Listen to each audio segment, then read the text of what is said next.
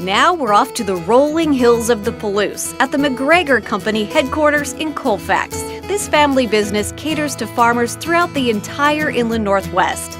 I chatted with the company's president, Alex McGregor, about their rich history and the innovative technologies that have advanced our region's ag industry. What exactly does the McGregor Company do? It's part of a 132-year-old family enterprise. We started in 1882 with sheep and then later wheat. In recent times, McGregor Company has become the applied research arm that helps take information from our land-grant schools and share it with farm families. We provide equipment, seed, and other products, and we're in business in 40 different farm communities in this inland area.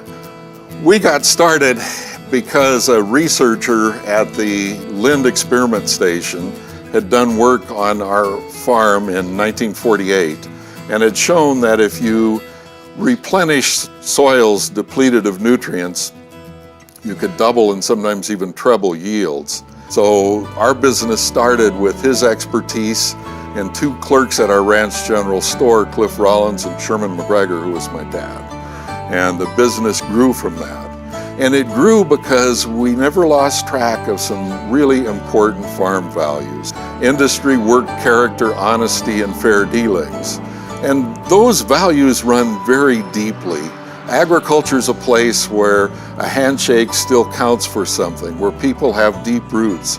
But what has changed is technology, right? And McGregor Company has been involved in that ever since. So, what has changed? I think of the early days, it took on our ranch a crew of 110 men and women and 310 work animals to do the harvest. Today, on a little more acreage, it takes a crew of 7 and lots of expensive machinery. In 1914, my great-uncle Pete and 20 other wheat growers went to Washington State College and to the regents and told them of some major problems they were having. Nutrient levels were declining and soil erosion was a terrible menace. And they urged, as did farmers in many places around the country, scientists to get out of the classroom and hitch science to our plows. And a relationship was built back 100 years ago that's truly remarkable. Farmers, dedicated scientists in land-grant schools, and local businesses working together to innovate to address those kinds of problems. And the changes are truly remarkable. I look at farmers from this region, and during their working careers, we've increased yields 250%. We've reduced waterborne soil erosion 85%. We've reduced dust 6-fold. Taken together, those are the biggest improvements in stewardship and productivity of any generation since wheat was first sown 11,000 years ago. It's an exciting process. So what does the future hold for our next generation of farmers? In the next generation, we've got to double food production to feed 9.6 billion people, many of whom will be able to afford a more nutrient-rich diet.